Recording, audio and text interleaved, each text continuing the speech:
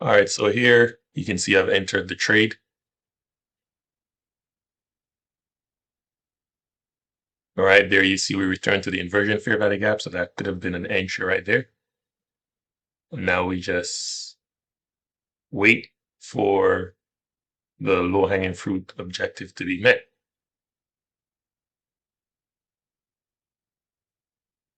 So there we are, moving up.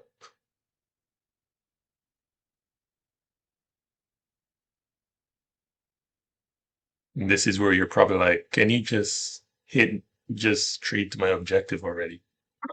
So there we are, objective is met. There I set the trade to break even stop. Basically meaning you can't lose on the trade now.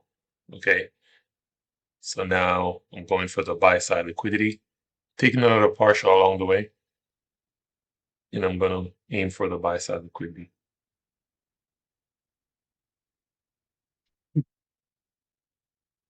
So all you're doing is just waiting patiently for your target to be hit. There it is. And then the final target, and there we are.